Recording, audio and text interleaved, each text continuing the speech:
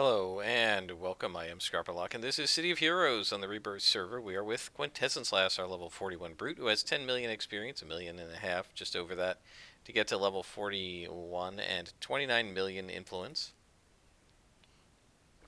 And we are on a story arc for Indigo, who says the information you found about our friends' operations almost puts Melvin Langley's rescue in our reach. But we still have to decipher and confirm the information before we act on it. The next mission Crimson and I have worked out for you should do just that. Our friends have worked with Cray Industries many times in the past, cleaning up Cray's messes and eliminating the Countess's opponents and competitors in a deniable fashion, all in the name of capitalism. Well, with Cray on the ropes, they've been asking our friends to exert all of their considerable covert influence to get them out of trouble. As you could probably guess, this involves a lot of negotiations, one of which is about to start in a Cray lab. Go and take care of it. So we're still looking for Melvin Langley, and now we've got to go into this Cray lab and defeat Silhouette and his team. So this should be fine. We're at plus 2 × 1. I have to say with this story arc, I mean, there's a lot of meat to it, but I feel like it's very kind of, I don't know what the word is. It's always like you're looking for Melvin Langley. Oh, we think he's here. No, he wasn't actually there. Now you're looking for him again. Oh, we think he's here. No, he wasn't actually there. Now go look for him over here. No, he wasn't actually there. It's very repetitive. As long as the story is, I feel like there's not a lot there. It's all just find Melvin Langley. Oh, he's over here. Find him there. No, he's over here. Oh, find him over there. No, we don't know where he is. Go raid a couple of labs and see if you can find some clues. No, we don't have any clues yet. Keep looking for him. Rescue this other person. Maybe this person knows. And the whole thing is just looking for Melvin Langley. I feel like there needed to be more meat to this story in terms of what you're doing, like what the purpose of your missions are. I like fighting the Malta, though. I mean, that's fine. So now we're going to the Cray Lab, and we're going to defeat Silhouette and his team. Silhouette, that's a cool name. They have a lot of good superhero and supervillain names in this game.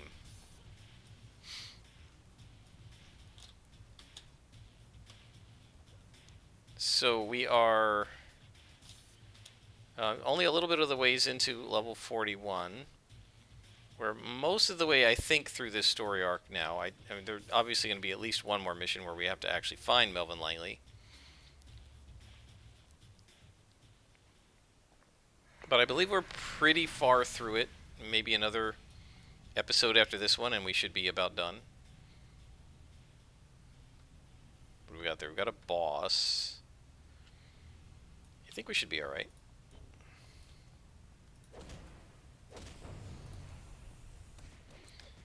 Here we normally would be going after the lieutenant or the boss first, but we've got to make sure we take the engineer out so that he doesn't start bringing his little pet out, which, you know, is not super dangerous. It's just annoying, and I like trying to keep them out of the fight. We've got plenty of inspirations now that we're level 40. We should have more than enough to take care of business. And there's a sapper. Very, very important that we make sure that we hit the sapper. We want to put it in fear first. And then soul drain and pound it. If we can, even with focused accuracy on. I couldn't hit him. We need a little bit of luck here, I think, against the boss. The main problem with the boss is because of the sapper, I couldn't hit him early on, which means I couldn't debuff him. Now that we've hit him a few times, he should have a lot more trouble hitting me. And we can get some endurance back. I should have done back to the sapper, actually, just to get revenge on him, but we're good. Our health is nice and high. And you can see that even though he is a +3 boss, we are handing his butt to him.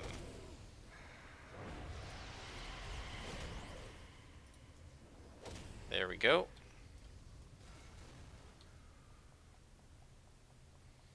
Those guys are pretty cool to fight. As long as you've got a high enough ceiling that you can kind of see over their heads. And they're pretty tough, and they look awesome. It looks awesome fighting them. I mean, it's just the visuals are really cool. They're just a little bit frustrating to fight in a room that is really small, like in a hallway like this, because you can't see over their heads. And we just have a lieutenant here, no problem. We're going to get rid of this focused accuracy because we don't need it right now. You should be alright. Of course, I miss right after I say it. But yeah, we should be fine on a +2 lieutenant. And we can just worry about our focused accuracy. Mostly when we're fighting bosses or sappers, we absolutely want to hit the sappers. I do like having that. It definitely helps us out. It gives us like another 0.16 accuracy to all of our powers, which helps a lot since we already have accuracy enhancements or sets on all of our powers. Let's see who we got here. Operations engineers, operations engineers, operations engineers. I don't see any sappies. So we'll just take these guys out and no problem.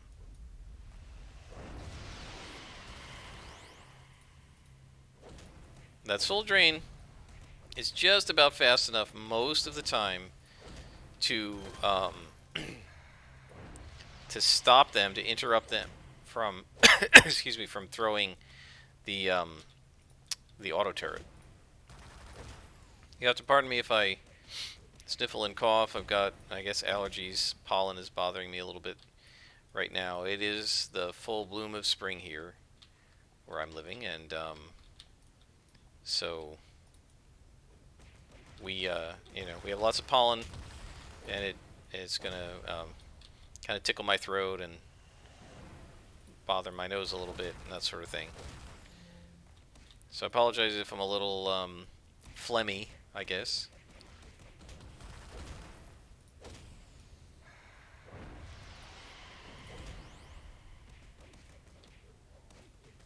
Alright, that takes him out. So we want to defeat Silhouette and his team. But it's not a defeat all, so I'm just going to look for the elevators to go to the next level.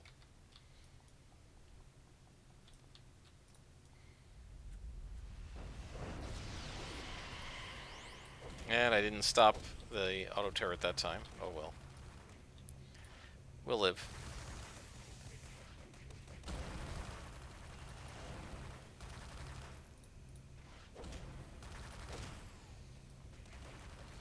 This character does exceptionally well against even +3 enemies, which I'm greatly enjoying. She's very powerful.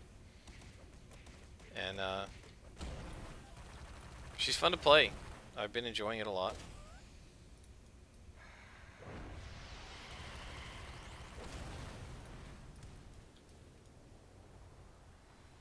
And I love the visuals and the sound effects and everything. It's been a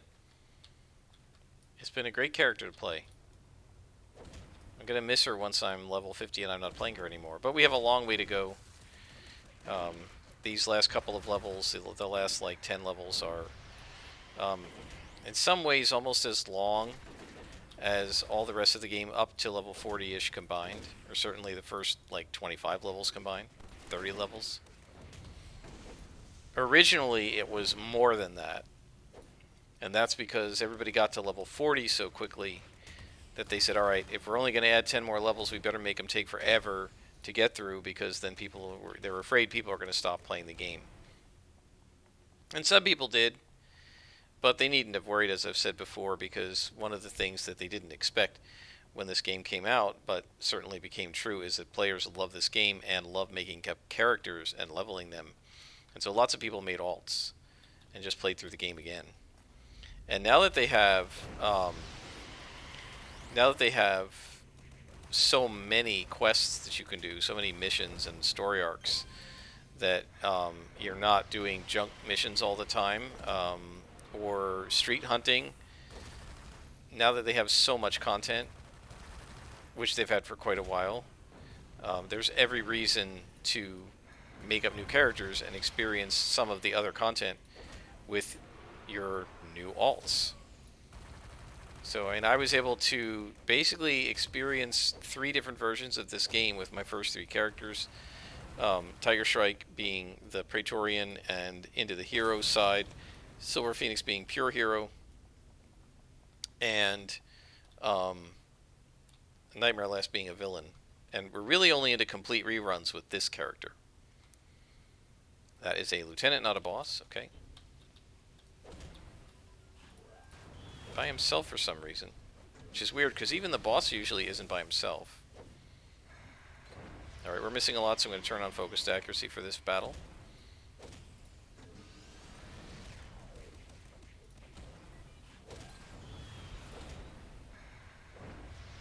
We got him. And now we'll turn it off.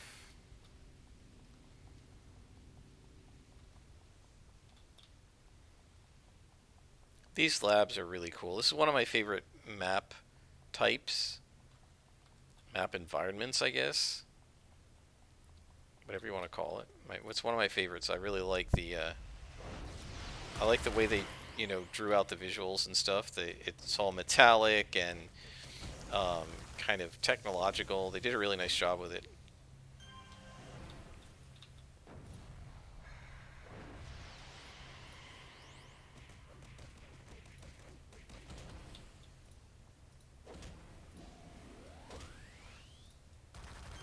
And there we go. So I'm guessing the elevator will be back here. Or maybe not. Maybe it's the boss. There's Silhouette. Okay, Silhouette is with a Cray Negotiator. Okay, I think we're going to have to eat the auto turret here and do a taunt. Because I don't want to have to fight all these guys and their auto turrets in that room with the lead negotiator and Silhouette.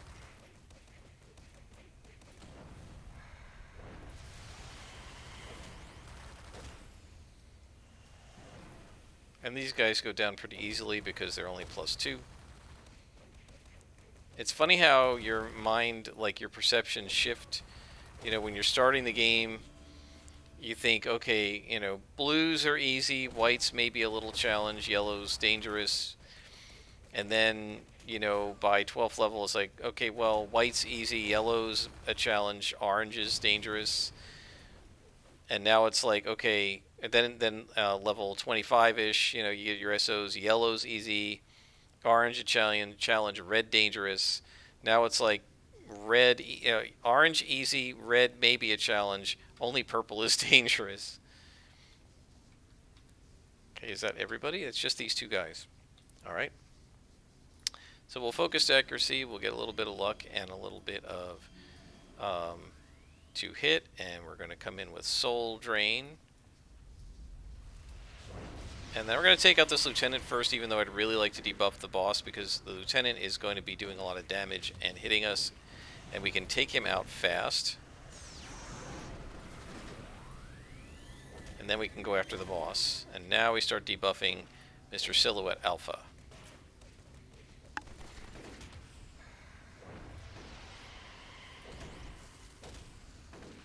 With the inspiration running, we should be very close to capped against this guy, even though he's +2 and a boss. And you can see that our endurance and our health are nearly maxed, fighting a boss who's +2 and purple. This is what makes brutes so awesome. And obviously a scrapper could do the same. Mission complete. We were able to confirm the identity of Malta's negotiator as Silhouette Azure Alpha. And the clue says, we know that's him. Alright, well, so what? I don't really know how that helps us. We'll see what Indigo says. She says, this confirms it. If Silhouette Azure Alpha was there, then we know where he came from. And where he was going. Combine that with what my own sources have, and we should have Melvin's exact location in no time. Thank you, Quintessence Lass. Alright, so where is he? We found him with all the work And my own resources, Crimson was able to pin down where our friends in the Malta group have been hiding Melvin Langley. All that's left now is for you to go in there and get him out. And he's, conveniently enough, right on Peregrine Island, and I believe practically. Oh, I was going to say practically on Crimson's doorstep, but we got to meet with Crimson first. Okay, that. All right. Well, pardon me. I just saw, like, in general on the map where the asterisk was, and thought, well, that's right near Crimson. Are you telling me that all this time they've been keeping him right under Crimson's nose? But no, we're just meeting with Crimson. It would be absolutely hilarious if there was like a little cave door right here, and you went in there, and there he was, right there under the statue where Crimson's been standing this whole time. That would be like super awesome. I would love something like that. He says, all right, Quintessence Lass, I'm glad to see you came. Indigo's information has checked out, as does yours. Melvin Langley is still being held in the city. They were too worried about you catching him in mid-transfer to try and smuggle him out. They're holding him. Wow, look at the typos in here. A lowercase t after a period, a comma splice. Ugh. These guys needed some proofreading. They're holding him in an old council base. I scoped out the place myself earlier, but the guard was too heavy for me to get our boy out. That's going to be your job. Okay, so Crimson's admitting that I'm more powerful than he is. I like that. He's resisted their torture and is still in pretty good health. They haven't done any brainwashing or mind control on him yet because they didn't want to hurt any information he may have had. So that's one less worry. And all you'll have to do is focus on taking out the guards and getting our boy to safety. Oh, and I almost forgot. You're going to have to take out the base's leader, a hard case called Paradox Black Omega. These guys have really cool names, by the way. But that shouldn't be too tough for you. Nope, it's not. No problem. Actually, we are going to stop off. Where are we going? Brickstown? All right, well, we're going to stop off at Boris. I just want to grab a couple of Lux. Just in case we need them. Actually, I probably didn't need to do that. I have some team inspirations, but this is fine. We'll just grab these. 1, 2, and we'll sell this off. Boom. And now we will head to, I guess, Talos, and then from there we'll hop over to Brickstown. Don't know how long this mission's going to be. I feel like I remember this one with Tiger Shrike, because it's a council base. And I think I over-aggroed him by accident or something. Like, I tried to go in there and assassinate somebody without him seeing me, and I think he saw me anyway, and I was like, oh crap, I gotta fight them both. I don't remember if that was with her or with Silver Phoenix. I have to go back and look. Or if somebody remembers, feel free to post it in the comments. I've done this now 3 times, so that it all kind of blurs together. And I didn't mark the mission like a moron. Alright, so here we go.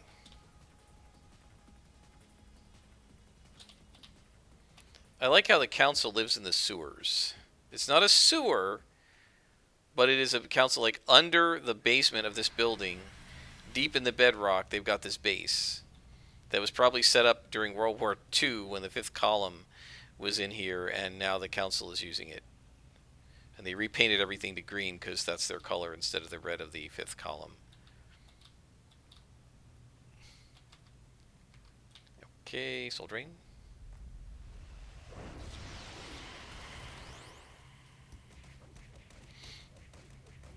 I was chatting with my best friend earlier. As of the time of this recording, I believe tomorrow night, according to what he said, the show Critical Role is about to record their 132nd episode of Season 2. And my friend's been, he started on episode 1, oh gosh, 6 months ago? Something like that? A while ago. And he's been slowly making progress, and he told me that tonight he's watching episode 129. So that means he's only 2 episodes back. So tomorrow night, when they're live broadcasting and recording 132, he'll be watching 130, I guess. And my guess would be that by next week, there's a boss. My guess would be that by next week, he's going to be watching live, and that's all that's left. Oh, and I forgot to put combat jump on.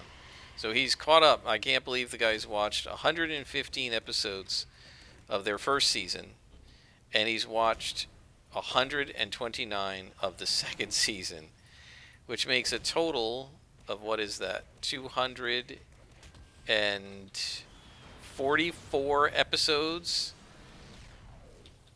And I believe they weigh in at about 4 hours each.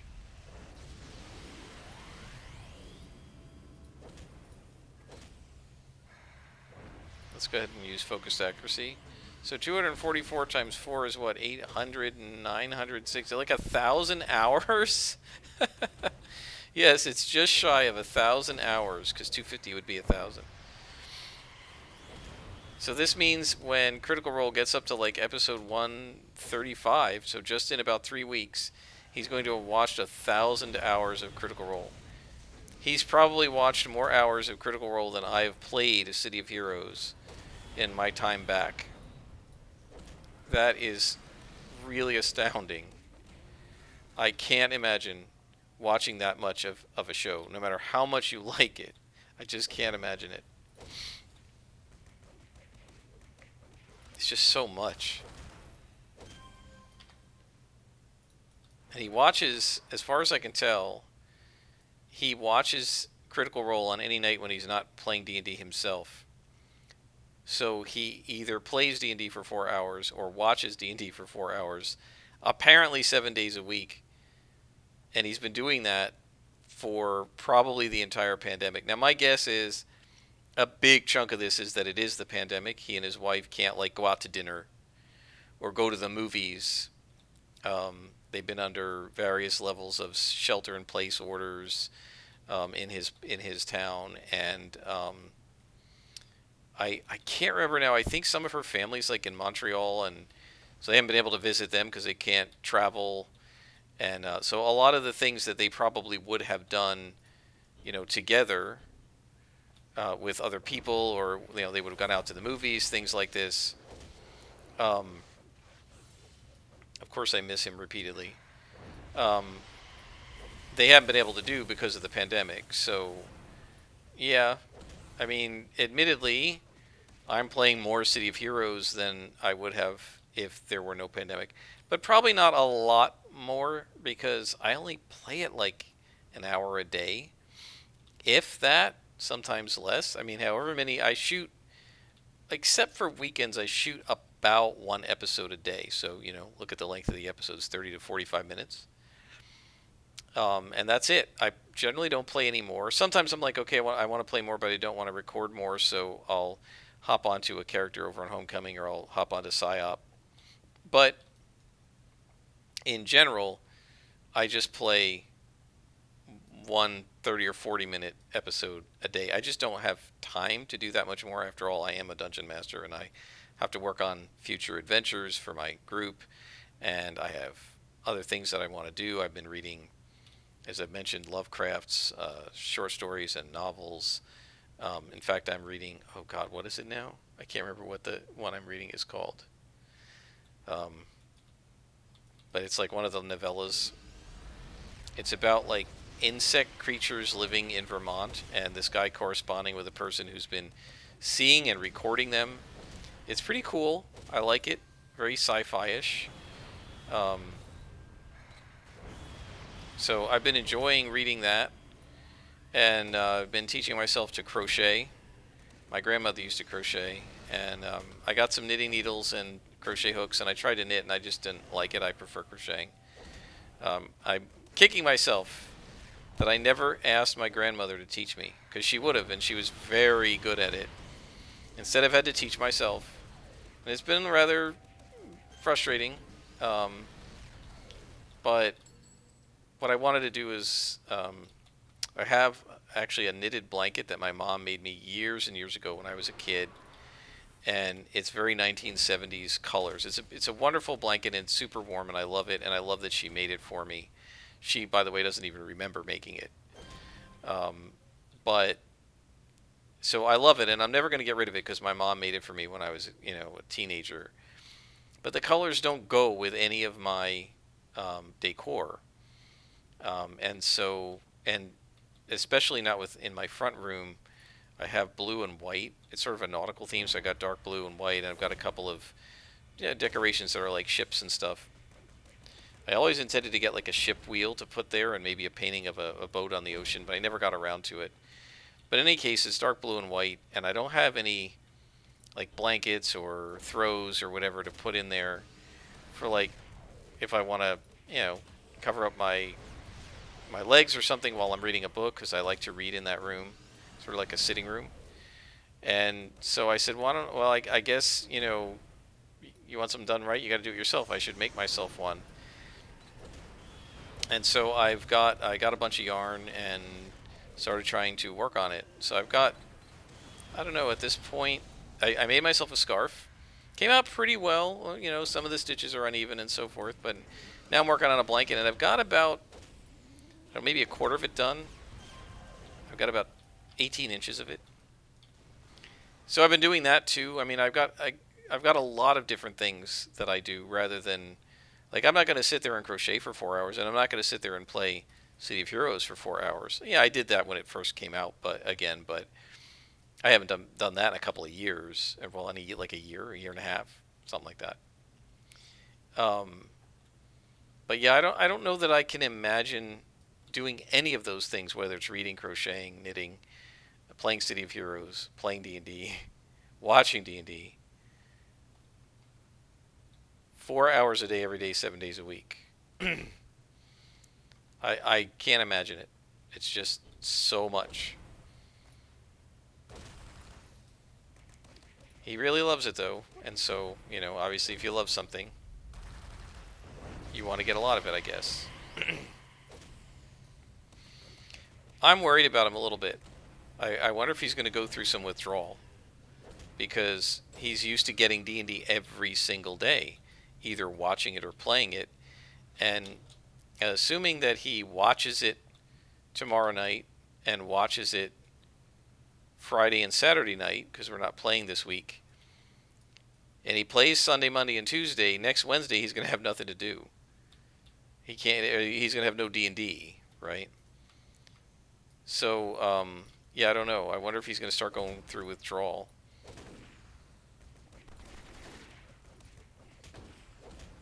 I don't know. I've tried to say to him a couple times, maybe you should, slow it down a little bit, give them a chance to stay ahead of you. But he sort of seemed like, well, now they're making new episodes, so it's almost like he felt like they were never going to catch up. Well, they caught up.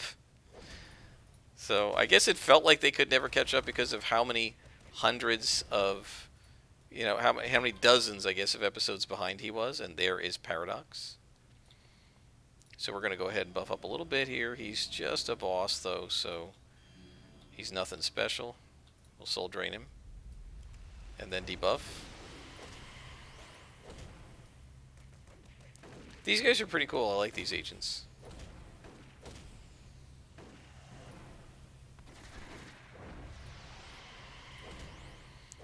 By the way, speaking of other things that I'm doing, I received the Call of Cthulhu starter set, which I purchased, I don't know, a week or two ago from Chaosium. So at some point, I'm going to try learning that. And apparently there's a solo adventure that you can play right there in the box. And it'll give me some sense of whether I like the game enough to spend the lots of money on buying like the Keeper's Rules and some of the other stuff.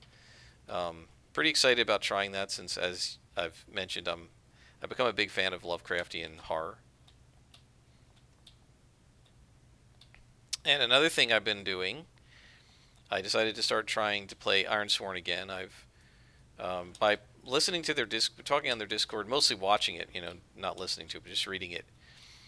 I've realized that, not so much that I played it wrong, but there are lots of other ways to play that I might like better in terms of how you run the game. And so one guy, and I was like, man, this is a cool idea. How did I, who like world building and the long game, right, the long stories that go a long time, how did I not think of this? He was talking about how he was fighting some sort of a revenant or something, an iron revenant, I think, is somebody who's like who died unable to fulfill their iron vow, and now they're like come back for revenge or something. And in talking about it, he was like, "Well, it was one of my previous characters," and he was saying like he was on his fourth character. The other three had died under various circumstances and had all been like raised as Iron Revenants by whoever the villain of his world is, and this is his fourth character who's trying to like basically redeem them or what have you. So he's doing all of these solo plays in the same world. I had always figured, not that it says you have to do this in the book, but my assumption was always for variety that I would basically reboot the world every time I started a new character. When you go to play, when you go to make up the campaign, there are these 10 or so what they call world truths, where you can do whatever you want, obviously, but the writer of the rules, Sean Tompkin, gives you three options for each of the world truths. So, like, what's the truth of iron? Like, why do they call your world, your land, the Iron Lands? And what did I miss? I must have missed him in this room. So, is it because there's iron in them, there are hills? That's one option. Is it because you have to be made of iron to survive in these lands? That's another option. Or is it because of these weird iron pillars that exist in various places on the land, kind of like Stonehenge, and nobody knows what they are and people are afraid of them? You can choose any one of those three. So my first playthrough, I was like, okay, I'm doing iron pillars. And then I thought, well, when I do my next playthrough, I'll have it be like that there's iron in them, there are hills. And then when I do the next playthrough, it'll be the people are of iron, right? But you don't really have to do that. You could just pick one set of world truths and play in that world over and over again. And I'm not finding this guy. What did I miss? Maybe over here? Not sure. So I thought, hey, that's actually cool. Now, of course, one of the drawbacks of that is you keep playing in the same world, so you don't get to try the other stories. But for several of the options, when I did my first playthrough, I was like, I only really like one of these, but I'm not going to pick it because I want to use it for my next playthrough after I learned the game and I'm better at it. So I actually think this guy's idea of playing in the same world over and over again has some merit, and I'm going to try it. I'm starting with this world that I just created, and if this character dies, I'm trying something different. I'm playing like a stealth character. So the character's highest stat is called Shadow. I have no idea if that's workable and how well it's going to go, but I've kind of envisioned the character as sort of this like ranger assassin, like a woodsman type character, but also somebody who is very sneaky, and she has the shadow walk ability. So, kind of like this character, a little bit of dark powers. Maybe that's why. I guess I was kind of inspired by this character a little bit, although it's obviously not a superhero. And so yeah, I went with the Iron Pillars because I thought that was a cool option. And let's try upstairs. And some of the other options I thought were really cool. And so I started my playthrough, and we'll see where it goes. We'll see where it gets us. But now I'm doing that as well. And I decided, I'm not going to try to record it or anything. What I'm doing is I'm just playing. I'm going on World Anvil. I'm using World Anvil to what's the word? Record everything, like to use it as a quest journal and stuff, and to record like the various elements of the world and the NPCs and stuff. And I do not see this guy. So let's look for him somewhere else. Excuse me. I hope that now that we're in the final mission, we don't have to autocomplete the final mission of the story arc. That would really be kind of lousy. But I do not see him. I feel like I've been everywhere. So, on to the other rooms. So yeah, I'm doing lots of stuff, and not just playing City of Heroes or playing D&D. And so, yeah, I guess I just, I don't have the stamina to sit at the computer and play a video game for 4 hours. My hand gets tired, my wrist gets tired. I actually do have a bit of an issue with my left hand, so that gets tired. And I just want to look down here and just check that he's not in this corner here. Nope. And when it comes to like reading, if I read, I love to read, but if I read too long, I fall asleep. I can read for an hour or so, but then I'm going to start to doze off usually, um, and I just after reading a while, I decide I want to try something else. Same thing with like crocheting. I actually, if I do that for too long, my right hand starts to bother me. So sort of repetitive motion. So I try to vary what I'm doing, both physically and mentally, because otherwise I get tired. I'm getting older, guys. Can't do what I used to do when I was a kid, where I could sit here for 4 hours and play a game, 6 hours. My really good friend can. He still can, my best friend. So I guess it shouldn't be surprising that he can also watch 4 hours of a D&D TV show practically 7 days a week or play D&D.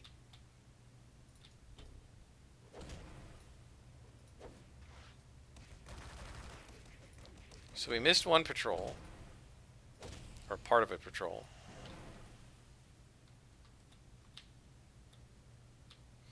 Is he up here maybe? Nope.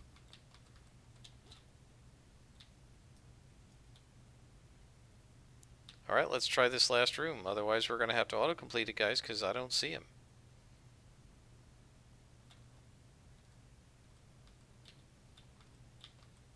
I'm tabbing like crazy.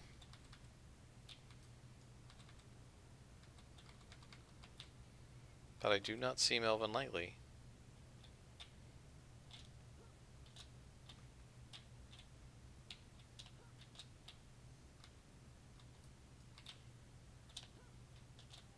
Is he up above us? I thought I had been all around here. Yeah. Alright guys, I guess we're going to have to autocomplete this because, I don't see him.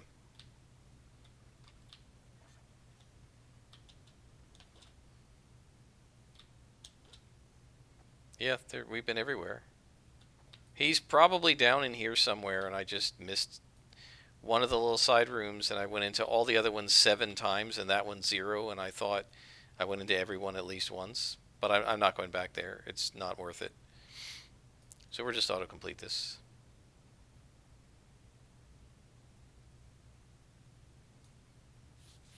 And by the way, when I was talking about this frustration of not being able to find the last hostage and stuff, and sometimes literally it just didn't spawn. Now I may have missed it, but sometimes it just didn't spawn, right? And you can maybe spawn it by going out and coming back in, but I'm not doing that. It's not worth our time. And one of the people on my former supergroup said, yeah, that's why we were talking about like running architect mission stuff, and she was like, yeah, that's why I run the architect, because that stuff irritates me. But we're just going to autocomplete it.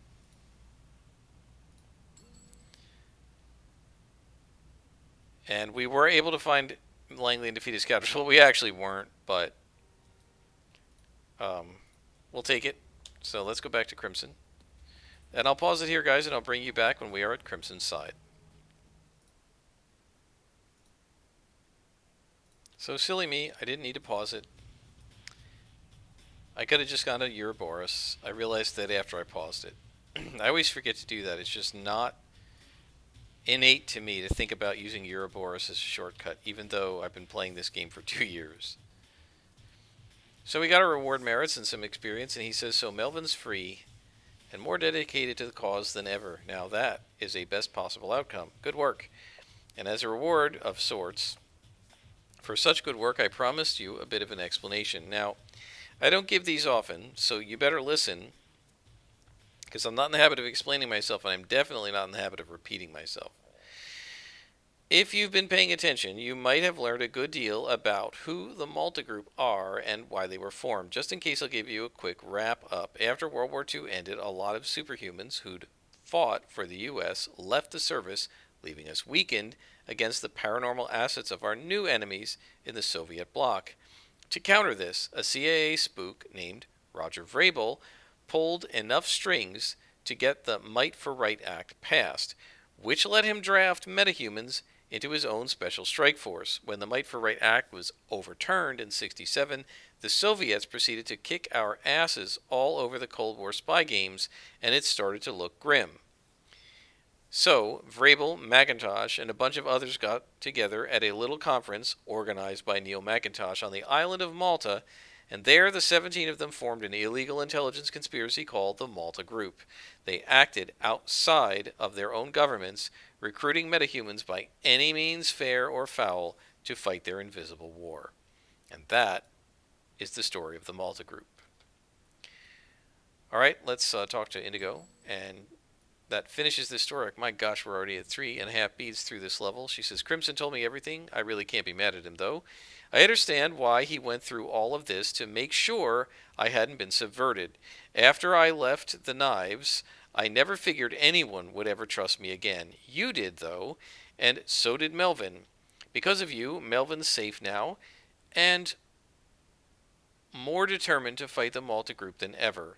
You came through for Melvin and for me, better than I ever could have hoped. So thanks. Thanks for working with me. Thanks for trusting me, and thanks for, well, everything. So now we have a former Knife of Artemis and current spy who likes us, which is pretty cool. You could imagine she'd be a really good friend to have. Alright, folks, we have finished this story arc. It'll be some time before we get into the next, but probably before level 42, and I'll bring you back once we've got another story arc going. Until next time, I am Scrapperlock, and this has been City of Heroes on the Rebirth server.